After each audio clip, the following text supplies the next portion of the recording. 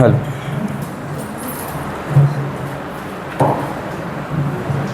Hello, चलिए प्रारंभ करते हैं। सभी सावधान हो जाओ। ओम नमः सिद्धेभ्यः, ओम नमः सिद्धेभ्यः, ओम नमः सिद्धेभ्यः। नमो अरिहन्ताणं, नमो सिद्धाणं, नमो आयर्याणं, नमो वज्रायाणं, नमो लोये सवसाहुणं, मोक्षमार्गस्य नेतारं भेक्तारं कर्मभूभृतां, ज्ञातारं विश्वतत्त्वानां वन्दे तद्गुणलब्धये। दशलक्षण महापर्व का आज द्वितीय दिन है, जिसका क्या नाम है? उत्तम मार्दव। कल हमने बहुत ही अच्छी चर्चा देखी थी कि उत्तम क्षमा किसे कहते हैं, और यदि हम क्षमा अपने जीवन में लाते हैं, जो कि कहीं और से नहीं आनी है, सिर्फ स्वयं को जान के आनी है, यदि हम क्षमा अपने जीवन में लाते हैं तो कितने सारे लौकिक लाभ भी हमें होते हैं। सिर्फ ऐसा नहीं कि धर्म का काम है तो सिर्फ धर्म में ही काम आएगा, कि क्षमा पाल ली तो सिर्फ मंदिर में एंटर करते ही समय काम में आएगा। यदि यहाँ से सीख के जाएंगे, यहाँ पे अच्छा कार्य करेंगे, तो बाहर के जीवन में तो निश्चित रूप से अच्छा ही होगा। तो ऐसी ही बात है कि पारलौकिक को यदि हमने अच्छे से समझ लिया तो लौकिक निश्चित रूप से हमारा जीवन सुधरने ही वाला है। तो ऐसे ही कल हमने कई बिंदुओं के माध्यम से देखा था कि यदि उत्तम क्षमा को धारण कर लिया तो किस किस प्रकार से हमारे जीवन में उन्नति हो सकती है। ऐसे ही आज उत्तम मार्दव का दिवस है, तो हम इसके बारे में सबसे पहले देखेंगे कि उत्तम मार्दव किसे कहते हैं। जो जीव उत्तम मार्दव को धारण नहीं करते, या फिर हम सभी भी जो उत्तम मार्दव को पूर्णतः धारण नहीं किए हैं, तो हमारे जीवन में किस किस प्रकार से दिक्कतें आती हैं, कैसी हमारी परिणति होती है, और अंत में देखेंगे यदि हमने धारण कर लिया तो हमें उससे क्या क्या लाभ मिलने वाले हैं। मतलब पूरा व्यवस्थित जो हमारा विषय है वो हम इस प्रकार से देखेंगे। विषय को समझेंगे, विषय को यदि ना जाना तो क्या लाभ है, और यदि जान लिया तो क्या, यदि विषय को ना जाना तो क्या हानि है, और यदि जान लिया तो क्या लाभ है, वो हम देखेंगे। तो चलिए प्रारंभ करते हैं। तो सबसे पहले क्या कि आत्मा का स्वभाव कैसा है? मार्दव स्वभावी है। कैसा है? मार्दव स्वभावी। जितने भी हम 10 लक्षण देखेंगे ना, उनमें सबसे पहली लाइन यही आएगी कि आत्मा का स्वभाव क्षमा स्वभावी है, मार्दव स्वभावी है, आर्जव स्वभावी है, एक्स वाई से जितने भी धर्म हैं। और ऐसे सिर्फ 10 नहीं है, कितने हैं? अनंत हैं। 10 तो मात्र लिख दिए हैं कि इनमें ही बाकी सब भी समा जाते हैं। तो ऐसे अनंत गुण में क्या कि आत्मा का स्वभाव इस रूप ही है। और अगली पंक्ति में क्या आ रहा है कि मार्दव स्वभावी आत्मा के आश्रय से आत्मा में जो मान के अभाव रूपी शांत स्वरूप पर्याय प्रकट होती है, उसे मार्दव कहते हैं। किसके अभाव रूपी? मान कषाय। मान कषाय सब जानते हैं ना, सबसे फेवरेट कषाय है। वो भी हम देखेंगे क्यों है फेवरेट। ठीक है, आगे चल के पूरी बात आएगी कि सबसे अच्छी लगती है हमें कषाय, मान कषाय, कि यदि कोई तारीफ़ कर दे तो मज़ा आ गया। भले ही वो कषाय है एकदम सेम टू सेम। जो पाप हमें क्रोध करने में लग रहा है, सेम टू सेम पाप किस में लग रहा है? मान में भी लग रहा है। पर एक में अच्छा नहीं लगता और एक में इतना अच्छा लगता है कि ये दिन भर होता रहे तो कम है। तो ऐसी चर्चा हम आगे देखेंगे कि ऐसा इसमें है क्या कि हमें अच्छी लगती है। तो देखते हैं कि मार्दव स्वभावी हमारी आत्मा का स्वभाव है, पर यदि बीच में हमने क्या कर लिया? मान कर लिया, तो हम अपने स्वभाव को भूल जाते हैं। जो हमें कूट कूट के भरा हुआ है स्वभाव, एकदम कण कण में भरा हुआ है, उसको हम कैसे भूल जाते हैं? सिर्फ एक गलती के कारण। क्या? कषाय करके। भले ही कोई भी कषाय हो। चलो एक और प्रश्न है जो आदित्य रोज सुबह हर बार पूछता है विधान में कि इसके साथ ये वाले नाम क्यों आ गया। जैसे जब अर्घ पढ़ते हैं ना, तो क्रोध आ गया, मान आ गया, माया आ गया, सब कुछ आ गया, तो सब कुछ क्यों लिख दिया एक साथ ही? तो मेरा प्रश्न ये है कि यदि हमें मार्दव धर्म का पालन करना है, ठीक है, तो सिर्फ और सिर्फ मान को छोड़ के हो जाएगा क्या? गुस्सा करते रहो और मान मत करो तो मार्दव धर्म हो जाएगा। होगा क्या? जब हम सभी प्रकार की कषाय छोड़ेंगे, सभी प्रकार के राग द्वेष आदि विकार छोड़ेंगे, तब जाके सारे ही धर्म पल जाएंगे। सिर्फ ऐसा नहीं कि एक, सारी गलतियां करो, सारी गलतियां अपन यदि छोड़ देंगे तो उसके गलती के जो उल्टे हैं, अच्छा है, वो अपने आप ही प्रकट हो जाएगा। ऐसा नहीं कि एक छोड़ी तो एक प्रकट हुई, सारी छोड़ेंगे और सारे ही प्रकट होंगे। धीरे धीरे करके आगे नहीं बढ़ते। जैसे मुनिराज के जीवन में सारे ही व्रत, सारी ही समितियां एक साथ होती हैं। ऐसा नहीं कि सिर्फ इतने समय पर ही ऐसा ऐसा कार्य करेंगे, उससे सब कुछ मिला के जीवन बनता है। तो ऐसा ही जीवन हम जब बनाएंगे, ऐसी चारों ही कषायों का जब हम नाश करेंगे, तब जाके धर्म पल पाएंगे। तो ऐसे ही जब हम अपने मार्दव स्वभाव को जानेंगे, तब हमारा कल्याण हो पाएगा। अब मार्दव का अर्थ क्या होता है वो हम देखते हैं। मार्दव का सुंदर सा सरल सा अर्थ होता है एक शब्द में, क्या? मृदुता। मृदुता अथवा सरलता। सरलता का उल्टा क्या? कठिनता। अब कठिन लोग कैसे होते हैं? बहुत सोच समझ के बोलना पड़ता है उनसे। यदि गलती से बुरा मान गए तो, यदि इनको ऐसा महसूस हो गया कि हमने इनका अपमान किया है तो, बहुत सोच समझ के एक एक शब्द बोलना पड़ता है। वो कैसे? कठिन हो गए। और उसका विपरीत क्या? मार्दव, सरलता, मृदुता। ऐसे भाव को क्या कहते हैं? मार्दव कहते हैं। तो आइए हम देखते हैं, मार्दव को हम समझते हैं। मार्दव के विपरीत क्या होते हैं? अकड़, मान, छोटे बड़े की भावना कि मैं छोटा नहीं हूँ, मैं भी बहुत बड़ा हूँ, मतलब छोटे बड़े की भावना। और हम आगे चल के ये भी देखेंगे कि छोटा मानना भी मान है। वो कैसे है वो हम आगे देखते हैं। और क्या? विनय का अभाव, जो कि बहुत ही बड़ा बिंदु है आज के लिए, कि यदि मान होगा तो विनय का अभाव हो जाएगा, और यदि विनय का अभाव हो गया तो देवशास्त्र गुरु को हम नहीं सुन पाएंगे। और हम अनादिकाल से ये अज्ञानता कर भी रहे हैं। मात्र बाहर से क्या ऐसे भाव प्रकट करते हैं कि किसी को देख के लग जाए कि इनसे बड़ा भक्त तो कोई है ही नहीं, परंतु अंतरंग में क्या है? क्रोध, मान, माया, लोभ, हिंसा, झूठ, जितने भी प्रकार के पाप हो सकते सब कुछ है अंतरंग में। भगवान की वाणी कैसी थी कि इन सबको छोड़ना है, पर अंतरंग में क्या है? वही का वही भरा हुआ है। तो भगवान के भक्त हुए या नहीं हुए? नहीं हुए ना। तो सबसे पहले हमें स्वयं को एक सा मानना है कि भगवान और मेरा स्वरूप एक समान है। क्योंकि भगवान का मतलब जो भी दिव्य ध्वनि का सार है क्या है? जीव जुदा पुद्गल जुदा। सिर्फ यही एक बिंदु में पूरे जितने भी चारों अनुयोग देख लो, सब में एट द एंड क्या बात आने वाली है? आत्मा की बात आने वाली है। एक बहुत ही अच्छा बिंदु है, ठीक है, ध्यान से सुनना। कि जैसे कि ये बात मैंने बोली कि सारी बातें घूम फिर के कहाँ आती हैं? आत्मा पे आती है। हर चीज़ में आत्मा आत्मा आत्मा। तो ऐसा क्यों होता है? तो भला जो बातें अपनी आत्मा को जानकर अपनी आत्मा से ही निकली हो, वो घूम फिर के आत्मा पर कैसे नहीं आएगी? केवल ज्ञानी जो हैं वो किसको जानते हैं?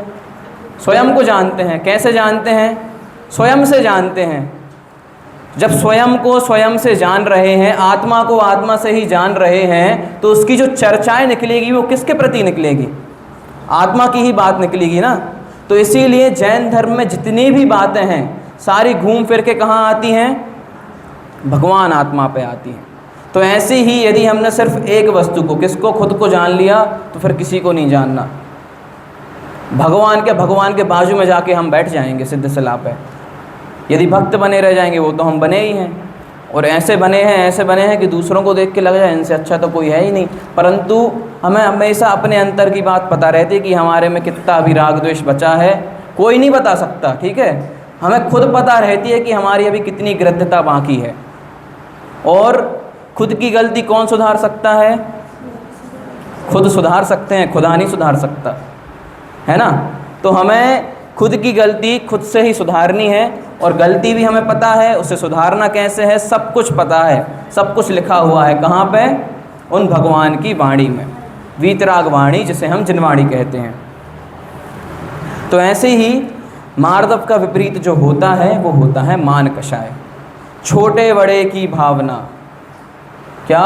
छोटे बड़े की भावना ही किसका आधार है? मान का आधार है। यदि हमारे अंतर में ये भाव आ गया कि मैं बड़ा हूँ और सामने वाला कोई छोटा है, तो फिर मैं आदित्य को प्रवचन नहीं करने दूंगा कल से। क्यों भाई, जूनियर हो तुम, नीचे बैठो, सुनो शांति से। छोटे बड़े की भावना आ गई ना, इससे क्या मेरा ही हानि होगा कि मुझे मोक्ष मार्ग प्रकाशक सुनने नहीं मिलेगा, उसमें जो बातें आ रही हैं वो समझने नहीं मिलेगी। और ऐसे ही यदि आप लोग भी मेरे से काफ़ी बड़े हो, आपको भी यदि मान आ जाए, तो ये छोटा सा बच्चा क्या शास्त्र स्वाध्याय करा पाएगा।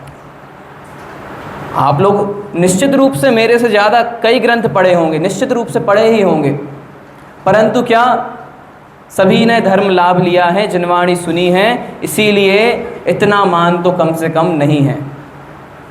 तो ये बात तो समझ लो हमारे में अभी अच्छी है कि हम शास्त्र स्वाध्याय के लिए मान को एक साइड रख के जो तत्व की बात निकलती है उसे शांति से ग्रहण करते हैं। इतनी बात में हमारी छोटे बड़े की भावना नहीं है, परंतु भावना तो है। यदि नहीं होती तो हम सिद्ध सलाह पे होते। कहीं ना कहीं कषाय आदि, मान आदि हमारे अंतर में तो है। तो देखते हैं कि किस प्रकार से यह मान आदि विकार जो है वो हमारे अंतर में रहता है। पंडित टोडरमल जी मोक्ष मार्ग प्रकाशक में क्या लिखते हैं उसकी हम कुछ पैराग्राफ के माध्यम से समझेंगे। तो टोडरमल जी इसमें बता रहे हैं कि जो मानी जीव होते हैं उनकी लौकिक जीवन में किस प्रकार की प्रवृत्तियाँ होती हैं, उसे हम देखते हैं। जब इसके मान कषाय उत्पन्न होती है तब औरों को नीचा व अपने को ऊंचा दिखाने की इच्छा होती है और उसके अर्थ अनेक उपाय सोचता है। हर चीज़ से सोचते हैं कि यदि मैं ऐसा ऐसा काम करूँगा तो गलती से छोटा तो नहीं दिख जाऊँगा, कि यदि मंच ऐसा ऐसा बना है तो मैं किस जगह पर बैठूँ कि जहाँ पर सबसे ज़्यादा हाईलाइटेड हूँ। ऐसी होती है ना कई, मतलब नेता आदि में देख लो, जिसमें मान ही जिनके लिए सबसे बड़ी चीज़ होती है। यदि मान टूट जाए मतलब नेतागिरी अगले दिन से ख़त्म। उसके पीछे हर चीज़ कर सकते हैं वो। यदि किसी को उनकी कोई गलती पता चल गई बाय चांस, तो फिर अगले दिन व्यक्ति गायब। क्यों? क्योंकि सबसे मेन चीज़ क्या है उनकी? मान ही है। यदि मान खंडित हुआ तो गेम ख़त्म। और आगे क्या देखते हैं कि अन्य की निंदा करता है और अपनी प्रशंसा करता है। मान बढ़ाना है यदि, कोई और तो तारीफ़ कर ही नहीं रहा, तो क्या करते हैं कि खुद की लाइन तो छोटी है ही, तो दूसरे की मिटा के अपनी और लंबी करते हैं कि दूसरे की तो बुराई करेंगे। भले ही पता है कि वो हमसे 100 गुना अच्छा है, पर 100 लोगों से उसकी 100 बुराइयां करेंगे, तो जो उसको जज करने वाले थे उनने मान ही लिया कि नहीं ये तो व्यक्ति ख़राब है। पहले से ही बोल दिया कि ये जो व्यक्ति आने वाला है वो तो ऐसा है, ये है, वो है, दुनिया भर की बात है। और उसके विपरीत में क्या बता दिया कि मैं तो ऐसा ऐसा हूँ, मुझसे अच्छा कोई नहीं है, ये सब।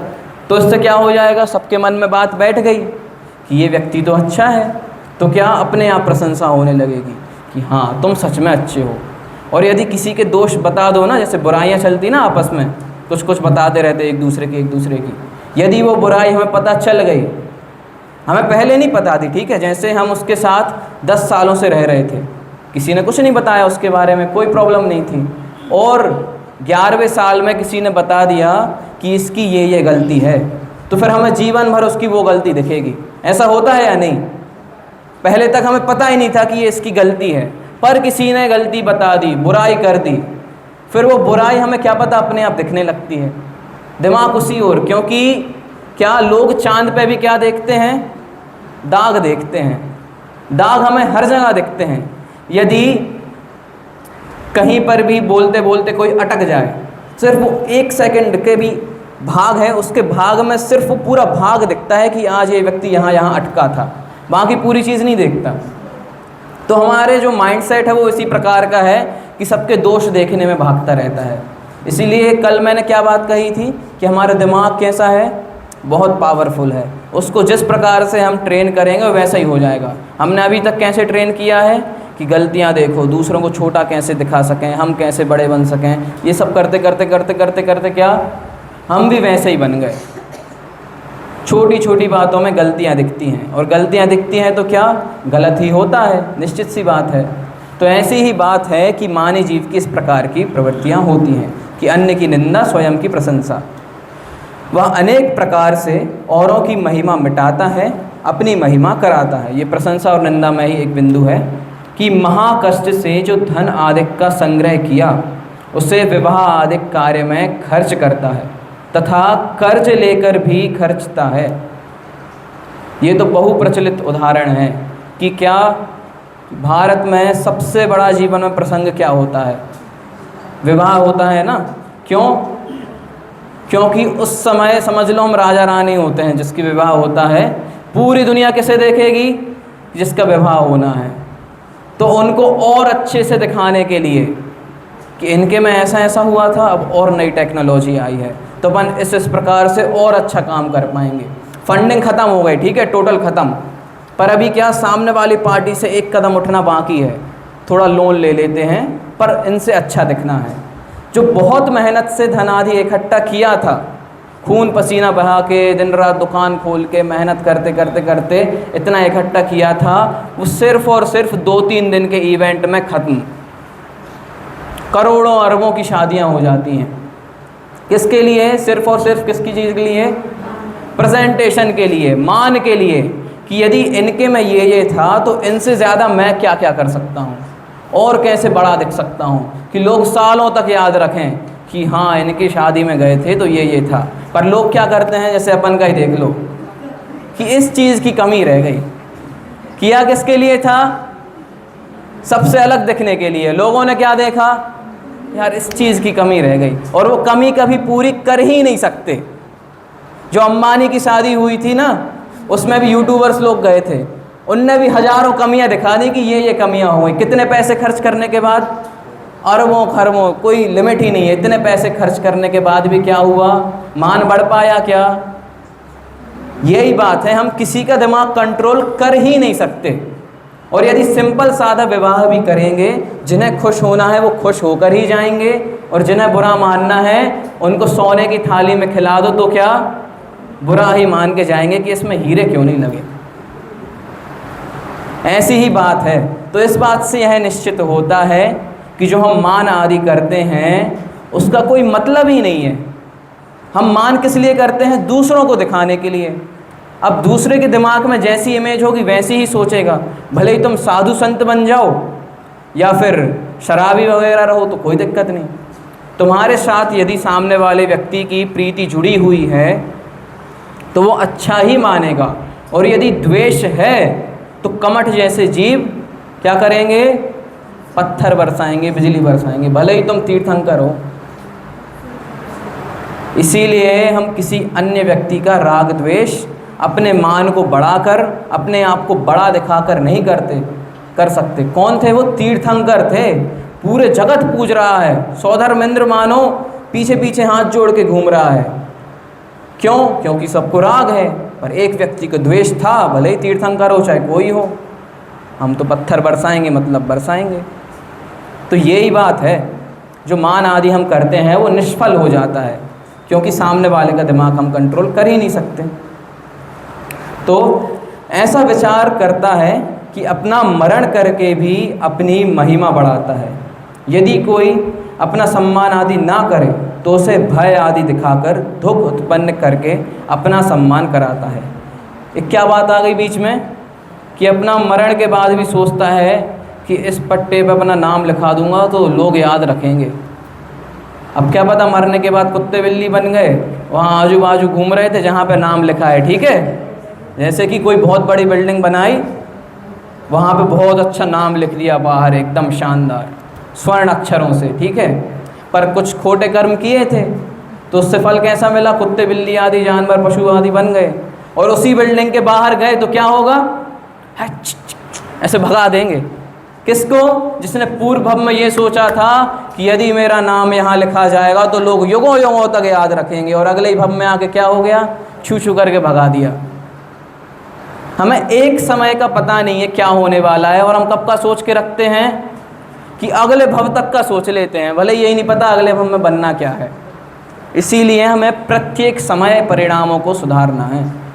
जैसे यदि करणानु योग के ग्रंथ पढ़ोगे, ये थोड़ी सी बात है कि करणानु योग के ग्रंथ पढ़ोगे तो उसमें ऐसी बात आती है कि आयु का बंधन कब होता है।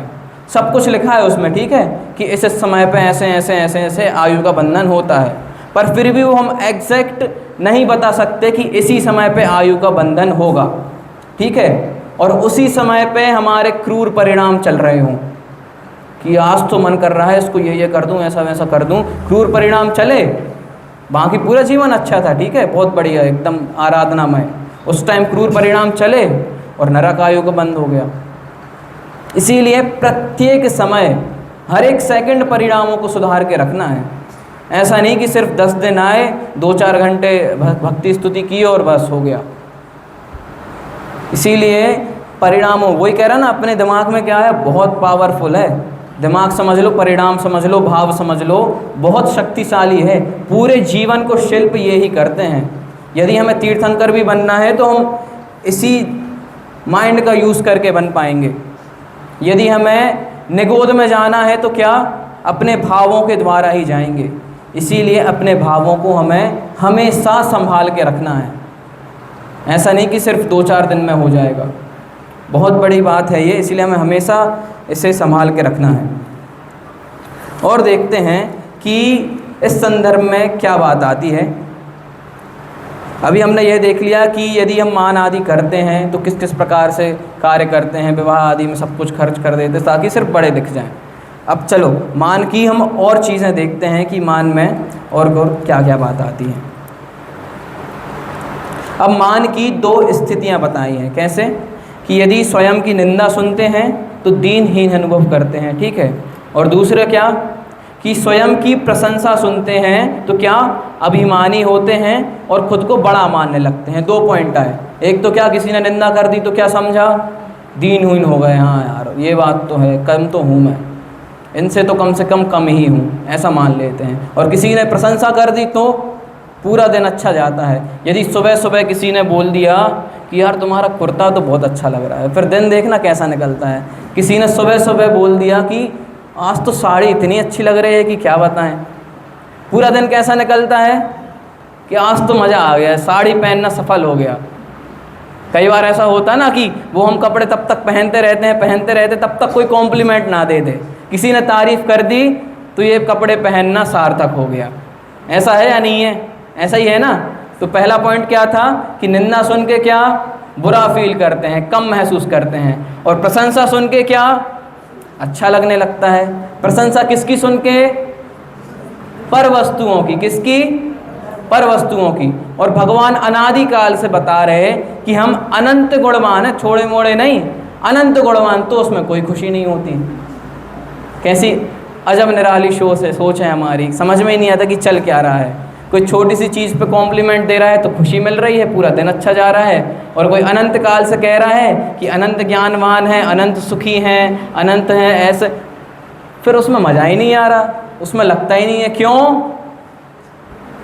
किसकी बात चल रही है उसमें, स्वयं की, आत्मा की।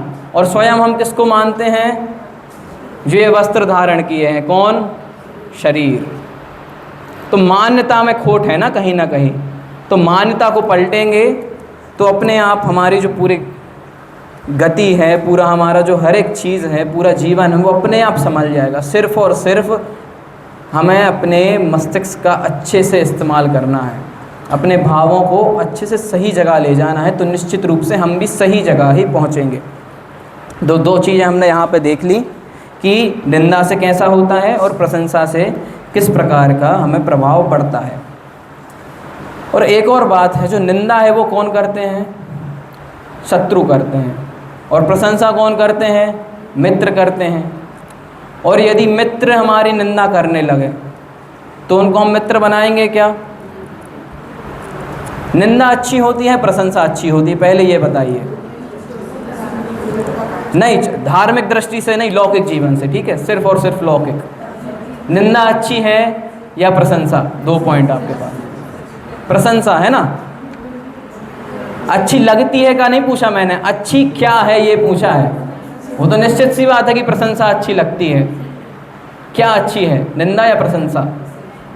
मैं कहूँगा कि निंदा, क्योंकि यदि किसी ने कह दिया कि तुम समझ लो पढ़ाई लिखाई है, ठीक है, 3rd रैंक आई, किसी ने कह दिया कि इससे अच्छी कोई रैंक ही नहीं हो सकती, बहुत अच्छा प्रयास किया, क्या बात है, मतलब मालाएं पहना दी, जो भी हो सकता था सब कुछ करा दिया। कौन सी रैंक पे?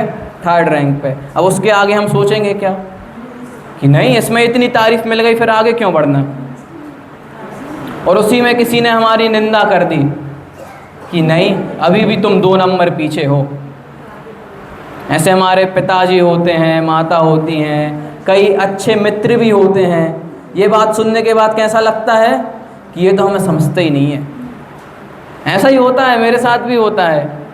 पर उसका भाव बाद में ख्याल आता है, पूरा जब क्रोध मान माया लोभ सब कुछ हो जाएगा, धीरे से याद आएगा कि हाँ बात तो सही कही थी कि 3rd रैंक क्या रैंक होती है, 1st लाना चाहिए। तो अब बताओ क्या अच्छा है, निंदा या प्रशंसा? निंदा से हमें मोटिवेशन मिलता है कि अच्छा ऐसा बोला है, अब मैं और अच्छा बन के दिखाऊंगा। और प्रशंसा से क्या है, बस इतने में ही तृप्त हूँ, इससे आगे क्यों बढ़ना। लौकिक जीवन की बात चल रही है, ठीक है। धर्म से जोड़ेंगे तो फिर उल्टा सीधा हो जाएगा। इसीलिए यदि कोई निंदा करने वाला हमें मित्र मिल रहा है कि नहीं तुम ऐसा ऐसा काम कर रहे हो, ये गलत है, तो उसकी बात हमें सुनना चाहिए, वैसे मित्र मनाने चाहिए।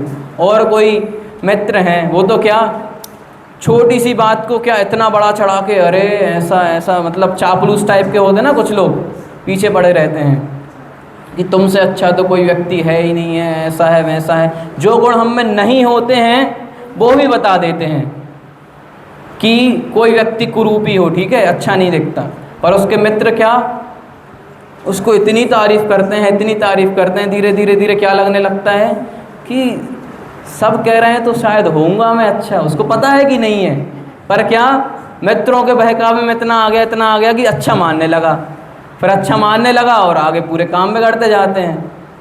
तो ऐसी ही बात है। एक बहुत ही सुंदर मुझे संस्कृत का श्लोक भी याद आ रहा है, शायद वो हितोपदेश का है। उष्ट्राणाम ग्रहे लग्नम गर्दभा मंत्र पाठका परस्परम प्रशस्यन्ति अहो रूपम अहो ध्वनि। इसमें यह बताया है कि अज्ञानी जीवों की जो प्रवृत्ति होती है वो किस प्रकार की होती है, ठीक है। अब इसको समझना। उष्ट्राणाम ग्रहे लग्नम कि ऊँट के घर पे विवाह है, ठीक है, विवाह का कार्यक्रम चल रहा है और वहाँ पे गधा मंत्र का पाठ करने आया है, मंत्रों को गा रहा है, ठीक है। और परस्परम प्रशस्यन्ति अहो रूपम अहो ध्वनि कि गधा कह रहा है कि वाह ऊँट तुम्हारा क्या रूप है, मज़ा आ गया देख के। और ऊँट क्या कह रहे हैं, वाह गधे तुम्हारी क्या ध्वनि है, सुन के तो आनंद आ गया। ऐसा है क्या? ऊँट का कैसा रूप होता है, उल्टा सीधा, ठीक है। गधे की आवाज़ कैसी होती है, चीनी होती। पर दोनों क्या है, अज्ञानी हैं। तो परस्परम प्रशस्यन्ति अहो रूपम अहो ध्वनि। तो ऐसे ही हमारे कुछ अज्ञानी मित्र होते हैं कि जो हमारे गुण हैं ही नहीं, जो हम गलत काम भी कर रहे हैं तो उसमें सपोर्ट कर देते हैं और हमें कैसा लगता है, बहुत मज़ा आता है। किसके कारण, क्या है उसके पीछे, मान के कारण। यदि मान की पुष्टि हो रही है तो होने तो कोई बात नहीं, अच्छा लगता है। और ऐसे ऐसे दोस्त और बनाते हैं जो हमारी तारीफ़ करता जाए, ये दोस्त अच्छा है इसके साथ रहेंगे। और ऐसे ही दोस्ती होती है अधिकतर की कि थोड़ी बहुत तारीफ़ कर दी, अच्छे से बातचीत कर ली, दोस्त बन गए। और किसी ने दोस्त गिना दिए तो नहीं, ये तो थोड़ा दूर रहे तो अच्छा है। पर आज से थोड़ा माइंडसेट चेंज होना चाहिए, क्योंकि प्रवचन सुन रहे हैं ना, तो उससे कुछ लाभ मिल रहा है या फिर सिर्फ ऐसी कथा सुनते जा रहे हैं। सागर में एक बहुत ही अच्छे पंडित जी आए थे, विवेक जी मलाड। वो अपने प्रवचनों में एक बात कराते हैं एंड में कि क्या लेके जा रहे हो। किसी को याद है विवेक जी मलाड को? यदि सुना हो, बहुत अच्छे विद्वान हैं वो। अंत में एक प्रोग्राम रखाते हैं कि क्या लेके जा रहे हो। प्रवचन तो सुन लिए 1 घंटे की कथा, जैसे सिर्फ सुन लिए कि कुछ ग्रहण भी किया है, तो क्या लेते जा रहे हो मैं भी कराऊंगा आपसे रोज़। 1 घंटे में से सिर्फ और सिर्फ 1 लाइन बोलनी है। कुछ 5-6 लोग बोलेंगे जिसको भी अच्छा लग रहा हो, सिर्फ 1 लाइन बोलनी है कि प्रवचन में से क्या सीख के जा रहे हैं। सभी जन ज्ञानी हैं, सभी में दिमाग है, सब अच्छे से ग्रहण करते हैं, स्वाध्यायी समाज है, तो 1 लाइन सिर्फ बोलनी है, कोई भी बोलेगा, ठीक है। अब और अच्छे से ध्यान से सुनना कि क्या लेके जा रहे हो, ठीक है। अंत में देखते हैं कि क्या लेके जा रहे हो। एक बात तो मैंने ही बता दी कि क्या, कि मित्रों की पहचान सिर्फ और सिर्फ कैसे, तारीफ़ों के पुल बांधने से नहीं करनी है। यदि वो दोष गिना रहा है तो वो भी हमारा अच्छा मित्र हो सकता है। बुराई करना और दोष गिनाने में अंतर है, ठीक है। बुराई करने वाले तो क्या कि लाखों करोड़ों की शादी में भी क्या बुराई करके ही जाएंगे, और दोष बताने वाले क्या कि नहीं ये क्रियाएं तुम्हारे में गलत हो गई हैं, इनको सुधारना। वो दोष बताना अलग चीज़ होती है, ठीक है। अब हम देखते हैं कि जो निंदा होती है वो पीठ पीछे होती है। और यहाँ पे हम कंपैरिजन कर रहे हैं कि क्रोध हमने जो पिछले देखा कल, क्रोध हमें बुरा लगता है पर मान हमें बहुत अच्छा लगता है। तो मान अच्छा है या नहीं है, ये तो शास्त्रों की बात है, सब ने मुंडी हिला दी। पर यदि मैं आपसे कहूँ कि एक व्यक्ति को मतलब सब पर्ची डालेंगे, उसमें से एक का नाम निकलेगा, उसकी हम यहाँ पे 1 घंटे तक तारीफ़ करेंगे, तो कौन कौन पर्ची नहीं डालेगा? बढ़िया तारीफ़ करेंगे, मंच माला माइक दिया जाएगा, सब कुछ होगा एकदम बेहतरीन, कौन कौन उसमें पर्ची नहीं डालेगा? अभी तो मुंडी हिला दी थी, नहीं नहीं मान तो बुरी चीज़ है। चलो हम देखते हैं कि मान सच में बुरी है या नहीं, ठीक है। ग्रंथ में तो हमने पढ़ ली, पर पढ़ के समझना सबसे मेन चीज़ होती है, तो उसे हम समझते भी हैं। जो मान होती है, मतलब मान तो चलो सीख हमने समझ लिया। जो निंदा होती है, ठीक है, जो निंदा होती है वो पीठ पीछे होती है। निंदा हमें सुनने में बुरा लगता है, क्रोध आता है, तो निंदा जो होती है वो तो पीठ पीछे होती है। और जो प्रशंसा होती है वो क्या सामने ही होती है। यदि पीठ पीछे प्रशंसा कर दी तो फिर उसका कोई मतलब ही नहीं रहा। क्या पता सामने वाले तक बात पहुंच पाए या नहीं, हमारी इमेज अच्छी बन पाएगी या नहीं, ऐसी बात रहती है ना। तो निंदा कहाँ हुई? पीठ पीछे हुई। प्रशंसा कहाँ हुई? सामने हुई।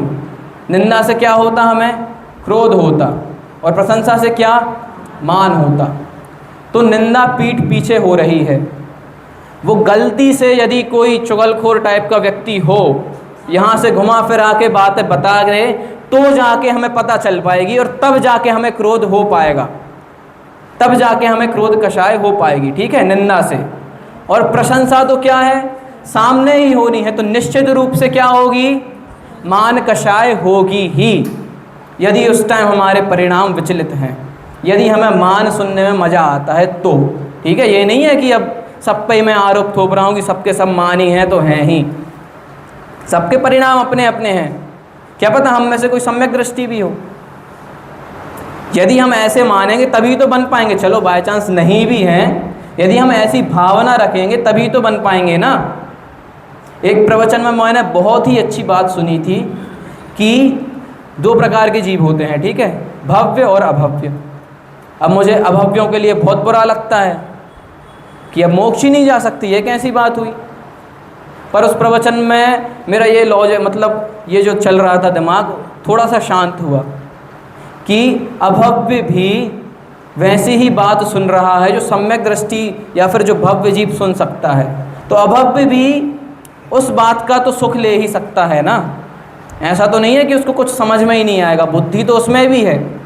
तो इस बात से ये सिद्ध होता है, ये समझ में आता है कि भले ही हम सम्यक दृष्टि हो, मिथ्या दृष्टि हो, ज्ञान कम हो अधिक हो, सबका लक्ष्य क्या होना चाहिए? गुरुदेव श्री का वाक्य है ना, पूर्णता के लक्ष्य से की गई शुरुआत ही क्या है? वास्तविक शुरुआत है। कि लक्ष्य तो पूर्णता का ही होना चाहिए, कि हमें सम्यक दर्शन चाहिए, मतलब चाहिए ही, भले ही स्वाध्याय 10 मिनट का हो चाहे 10 घंटे का हो। लक्ष्य क्या होना चाहिए? सम्यक दर्शन। तो 10 मिनट का स्वाध्याय अपने आप 2-4 घंटे बढ़ते बढ़ते बढ़ते बढ़ते बहुत आगे तक पहुंच जाएगा। ऐसी ही बात है। तो और आगे हम देखते हैं। हमने ये तो देख लिया कि ये बात हमें समझ में आ गई कि मान कषाय भी कैसी है? बहुत खतरनाक है। क्योंकि क्या, उससे निश्चित रूप से क्या होना है? कषाय तो होनी ही है। निंदा सुनेंगे तो चलो क्रोध होगा नहीं होगा उसका कोई भरोसा नहीं है, पर यदि प्रशंसा सुन ली तो कुछ ना कुछ दिक्कत होने वाली है। और हम आगे देखते हैं कि एक तरफ मान और एक तरफ अपमान, तो हम मान ही चुनेंगे। क्यों चुनेंगे? क्योंकि हमें वो बहुत अच्छी लगती है। परंतु मान कैसा है? मीठा जहर है। मीठा जहर समझते ना? जैसे शुगर वाला कोई व्यक्ति है, उसको शक्कर कैसी लगती है? शक्कर से अच्छा कुछ नहीं लगता। ऐसा ही है या नहीं है? ऐसा ही है। और यदि किसी को टाइफाइड हो जाए, तेल का उसमें मना रहता है, उस टाइम तेल कैसा लगता है कि कुछ ऑयली चीज़ खाने मिल जाए, तला हुआ मिल जाए, उस समय खाने में इतना आनंद आएगा कि जीवन भर में नहीं आया। ऐसा ही है। परंतु वो क्या है? मीठा जहर है। वो धीरे धीरे धीरे धीरे पूरा शरीर नाश कर देगा और ख़त्म कर देगा। तो ऐसे ही मान भी है, क्योंकि मान क्या है? एक कषाय है। क्या है? कषाय है। भले ही अच्छी लगे चाहे बुरी लगे, छोड़ना है मतलब छोड़ना है। तो ऐसी ही बात है कि मान क्या है? मीठा जहर है, और इसको यदि हम नहीं छोड़ेंगे तो निश्चित रूप से हम दुखी होंगे ही। अब मैंने शुरू में एक बात बोली थी कि दो प्रकार से मान होती है। कौन सी? पहला तो क्या? बुराई सुन के हीन मानना, और भलाई सुन के बड़ा मानना। बड़े वाले मानने की बात तो हमने देख ली, किस प्रकार से प्रवृत्तियाँ होती हैं और कैसे उसे छोड़ना है। अब कौन सी बात आई? दीनहीन मानने में मान कैसे है? बहुत बड़ा प्रश्न है कि मान तो क्या समझते हैं हम कि बड़ा होना, अच्छे पद पे होना, XYZ, इन सबको हम मान मानते हैं, पर दीनहीन व्यक्ति मानी कैसे हो सकता है, ये भी हम देखते हैं। तो अष्टमद आप सभी ने सुने ही होंगे, 8 प्रकार के मद। वो कौन कौन से हैं? ज्ञान, पूजा, कुल, जाति, बल, रिद्धि, तप और शरीर या फिर रूप। तो इस प्रकार के मद होते हैं, और भी अनेक अनेक होते हैं, वो सब कुछ इसी में समाहित हो जाते हैं। तो ऐसे ही ये 8 प्रकार के मद होते हैं। और मैंने क्या बात बोली थी कि दीनता भी किस प्रकार से मान है, तो वो इनसे क्लियर होता है। यदि किसी व्यक्ति के पास ज्ञान नहीं है, पूजा अच्छी नहीं कर पाता, शरीर अच्छा नहीं है, बिल्कुल भी ताकत नहीं है, कुछ भी नहीं है, फटीचर एकदम, सबसे लो जो हो सकता है, लोवेस्ट वो है, तो वो उत्तम मार्दव धर्म का पालन करता है क्या? वो उत्तम मार्दव धर्म का धारी हो जाएगा क्या? हाँ या ना बोलिए। कि एक व्यक्ति है, ना उसके पास ज्ञान है, ना पूजा है, ना रिद्धि है, ना तप है, ना कुल है, ना जा, कुछ भी नहीं है, सब कुछ जो लो हो सकता था, जितने प्रकार की बुरी चीज़ें हो सकती थी, उसके साथ वो हो रहा है, तो अब क्या वो मार्दव धर्म का धारी है या नहीं है? हाँ या ना बोलो, इतना झिझक क्यों रहे हैं? ना है ना? नहीं है। हाँ है, किसने बोला? कैसे है? जरूरी नहीं है कि किसी चीज का मान कर उसका जो चीज है वो उसको एक्सेप्ट करता है। नहीं, मैंने पूछा कि मार्दव धर्म है या नहीं है। मान करने के लिए तो उसके पास कुछ बचा ही नहीं। अब वो मार्दव धर्म का पालन कर रहा है या नहीं? नहीं कर रहा है। ठीक है, क्यों? क्योंकि इन सब के पीछे मूल क्या है? कषाय है। कषाय तो अभी भी है ना, कि मैं छोटा हूँ, मैं छोटा हूँ, मैं छोटा हूँ, ये भावना है या नहीं है? हमेशा क्या प्रयास करता है कि मैं किस प्रकार से बड़ा बन जाऊँ। हम सबको भी पता है कि हम किसी ना किसी से छोटे हैं, बिजनेस में हम इससे अभी पीछे हैं, भोजन बनाने में इससे हम अभी पीछे हैं, सबको पता है छोटे हैं, छोटे हैं। तो ऐसी भावना से क्या हम पूर्णता के लक्ष्य पर पहुँच पाएंगे? खुद को दीनहीन मानकर क्या हम अनंत गुणों को प्राप्त कर पाएंगे? नहीं कर पाएंगे ना। तो इसीलिए जो स्वयं को दीनहीन भी मानता है, स्वयं को कम मानता है, वो सबसे ऊंचे सर्वोच्च पद पर नहीं बैठ सकता। उसके लिए क्या? स्वयं को पूर्ण मानना पड़ेगा। मैं हूँ अपने में स्वयं पूर्ण। जब ये भावना अंतर में आएगी, तब जाके ही मार्दव धर्म का पालन हो पाएगा। देख रहे कितना बढ़िया धर्म है मार्दव। ना खुद को छोटा मानना है, ना खुद को बड़ा मानना है। क्यों? क्योंकि छोटे बड़े की भावना ही मान का आधार है। छोटा भी नहीं मानना है। इसमें हमें ज़्यादा अच्छा लगना चाहिए कि हम जो स्वयं को इतना हीन दीन मानते थे, अब वो बात ही ख़त्म हो गई। हम तो क्या हैं? इक्वल हैं। सभी आत्माएं बराबर हैं, कोई छोटा बड़ा नहीं है। जो निगोद में सो ही मुझ में, सो ही मोक्ष मजार। ये लाइन हमने कई बार बोली होगी, पर इस पर कभी हमने चिंता ही नहीं किया। निगोद ही अजीब, अक्षर के अनंत विभाव का तो ज्ञान तक नहीं है ढंग से, और सिद्ध परमेश्वरी से कंपैरिजन कर रहे, जो क्या अनंतानंत ज्ञान के धारी हैं, ज्ञान की कोई सीमा ही नहीं है। किससे कंपैरिजन हो रहा है? निगोदिया जीव से। अब आधार क्या है इसका? आत्मा। आत्मा तो सेम टू सेम है ना, जान देख तो सिद्ध परमेष्टि भी रहे हैं और निगोदिया जीव भी रहे हैं। तो जो निगोद में सो ही मुझ में, सो ही मोक्ष मझार, ऐसी ही बात है। तो इससे यह सिद्ध होता है कि कोई छोटा बड़ा नहीं है, सभी आत्माएं बराबर हैं, कोई छोटा बड़ा नहीं है। ये भावना आ जाएगी तो मान कहाँ भागेगा हमें पता भी नहीं चलेगा। तो ऐसी ही बातों को हमने अभी जाना है कि जो छोटे बड़े हीनादिक के संयोग भी होते हैं वो भी मान के ही आधार हैं। अभी हमने पूरे मान का स्वरूप समझा, मार्दव धर्म के बारे में जाना, किस किस प्रकार से हमारी उसमें रीतियाँ होती हैं। छोटा मानना भी गलत है, बड़ा मानना भी गलत है, और एक सा स्थिर रहना, सभी को एक समान मानना सही है। ये सब हमने बात समझी। अब हम देखते हैं कि हमारे जीवन में ये किस प्रकार से उपयोगी है। मुख्य मुद्दा हमारा ये है कि चलो धार्मिक चर्चा तो हो गई, अब ये बताओ कि हम तो श्रावक हैं, लौकिक में हमें सब कुछ करना है, तो लौकिक जीवन में ये अप्लाई कैसे होता है। उत्तम मार्दव को यदि हम जीवन में धारण करेंगे तो किस किस प्रकार से सुधार आएंगे। सबसे पहले तो कटु वाणी को मधुर बनाएंगे। मान में क्या होता है, जैसे नौकर से बात करते हैं तो अकड़ से करते हैं। क्या अकड़ रहती है कि मैं मालिक हूँ, तुम नौकर हो। मालिक मतलब बड़ा, नौकर मतलब छोटा। तो वाणी कैसी रहती है? कटुता भरी, एकदम गुस्से से बात करेंगे, जैसे चाहे फटकार देंगे, जैसे कि वो तो जीव ही ना हो, इस प्रकार से ट्रीट कर देते हैं। परंतु क्या, यदि हम क्या धारण करेंगे? मार्दव धर्म। यदि हम उसमें भी भगवान आत्मा देखेंगे, है ना, भगवान आत्मा देखेंगे, तो कभी हम उसको डांट पाएंगे क्या? भगवान को आके डांटते हैं क्या हम? अरे यार भगवान कैसे हो आप, कुछ मज़ा ही नहीं आ रहा, इतने सालों से पूजन भक्ति कर रहे, अच्छे बढ़िया महल अहल दिलवा, क्या है और वो, ऐसा करते हैं क्या? नहीं ना। तो वैसे ही भगवान में क्या, भगवान आत्मा है ना, उनमें भी आत्मा विद्यमान है। वैसे ही भगवान आत्मा हमें सब में देखनी है। सब में देखेंगे तो जिस प्रकार का व्यवहार हमारा मंदिर में होता है, मंदिर में कैसा व्यवहार होता है? बहुत ही अच्छा, सबसे अच्छे से बात करते हैं, संयम से रहते हैं। वैसा ही संयमित जीवन हमारा पूरी जीवन भर हो जाएगा। किस पॉइंट से? सबको एक समान मान के मृदुता वाणी अपने आप आ जाएगी। और देखते हैं कि कठिन परिस्थिति को भी सरल बनाते हैं। किस प्रकार से? मार्दव धर्म को अंगीकार करके, कि जीवन में कठिन परिस्थिति आ जाए। हम बहुत बड़ी पोस्ट पे थे, ठीक है, जैसे कोई IPS या फिर IAS ऑफिसर था, उससे बाय मिस्टेक कोई गलती हो गई या फिर कुछ और हो गया, तो उसको एकदम से बहुत ही छोटी पोस्ट पे डाल दिया, समझ लो कांस्टेबल पे डाल दिया।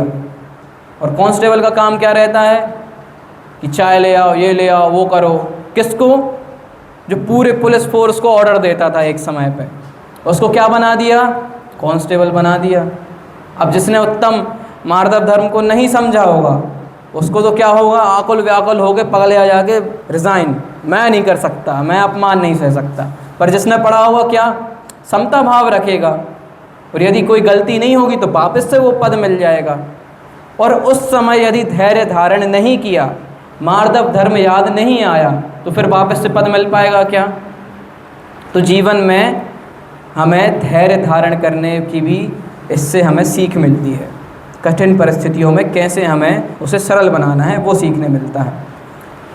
शिक्षा और सीखने में सहायक है। यदि हम अकड़ में स्कूल जाते तो कुछ सीख पाते क्या?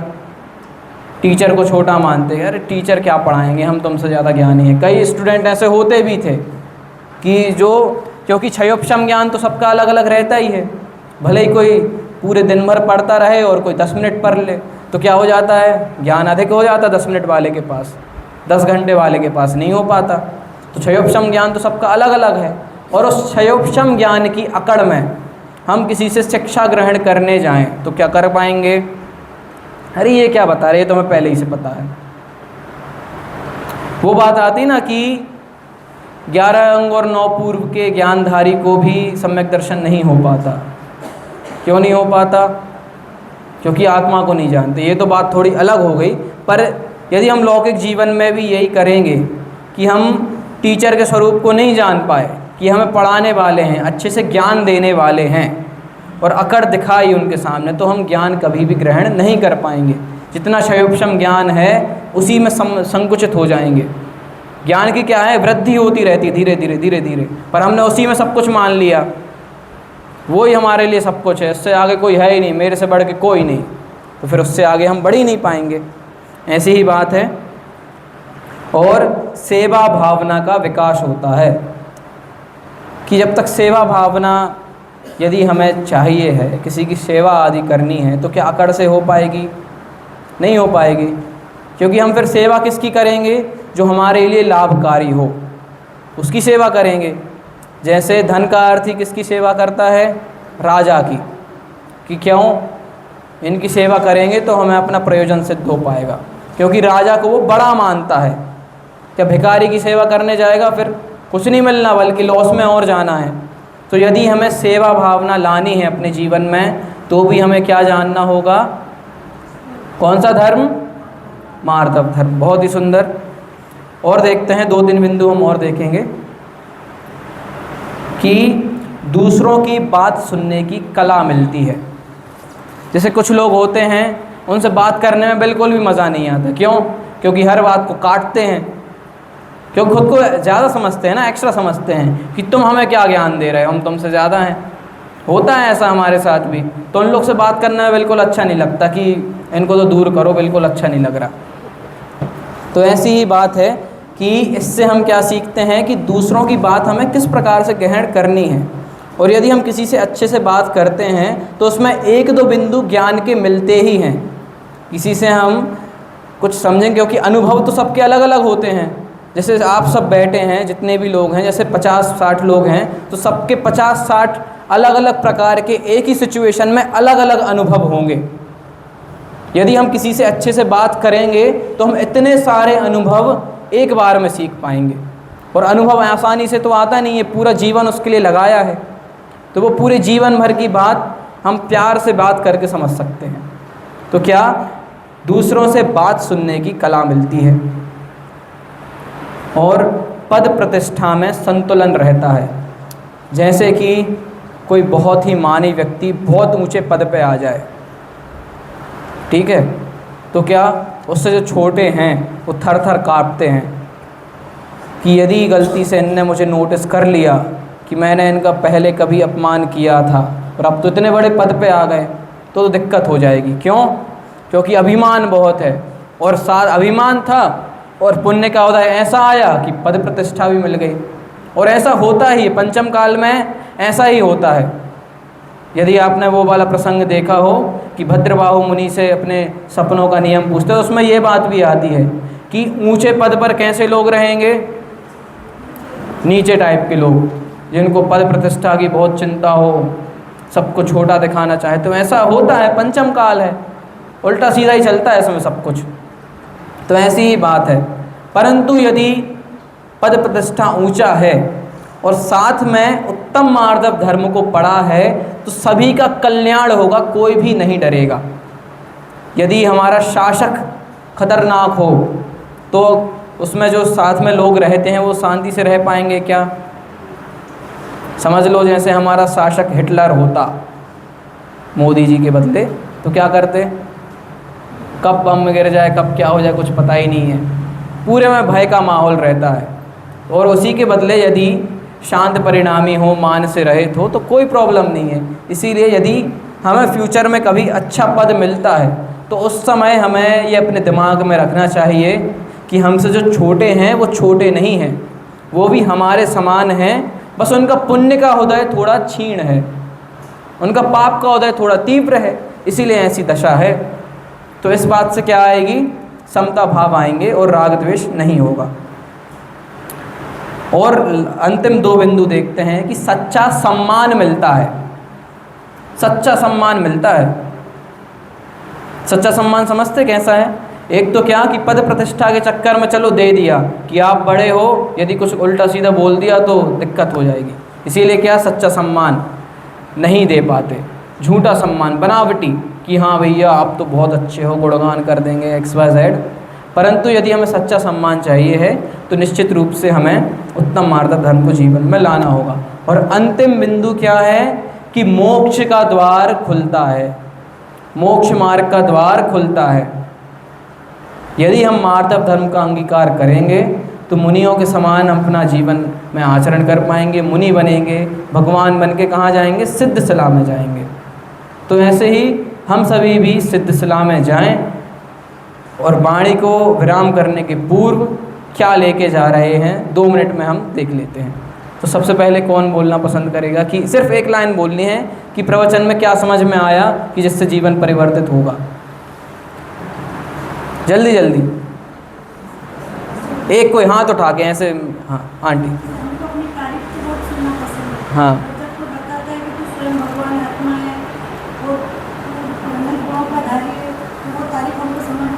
बहुत ही सुंदर कि हमें तारीफ सुनना पसंद है, पर किसकी? जो हमारा है ही नहीं, शरीर की। और जो हमारा है उसकी तारीफ हमें पसंद ही नहीं आती, भगवान आत्मा की। बहुत ही सुंदर बिंदु देखा। और हाँ आंटी।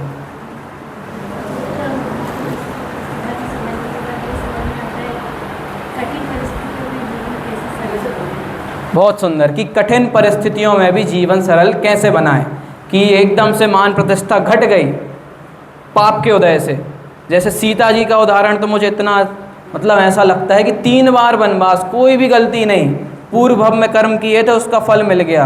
रानी से, महलों की रानी को जंगलों में, सड़कों तो छोड़ो, जंगलों में जहाँ कुछ नहीं है ऐसे घूमना पड़ रहा, फिर भी क्या? समता भाव रख ली, मान लिया कि चलो पाप का उदय है तो कोई प्रॉब्लम नहीं। बहुत ही सुंदर, कठिन परिस्थितियों में संभल सकते हैं। चलिए एक और अंतिम पुरुष वर्ग से। हाँ एक और बार। हाँ हाँ 2 बिंदु बोले आपने कि मान कषाय क्या है? विष है। विष भी कैसा? मीठा, अच्छा लगता है, मज़ा आता है, मिलता जाए मिलता जाए मिलता जाए, पीते जाएंगे। और एक और क्या? पूर्णता के लक्ष्य की शुरुआत। बहुत बढ़िया कि पूर्णता के लक्ष्य से जो शुरुआत करते हैं वो ही सच्ची शुरुआत होती है। बहुत ही सुंदर। इस प्रकार से आज की हमने चर्चा देखी। हम सभी भी शीघ्र मोक्ष में जावें और मोक्ष में ही अपनी मुलाकात करें। इसी मंगल भावना से अभी की वाणी को विराम देता हूँ।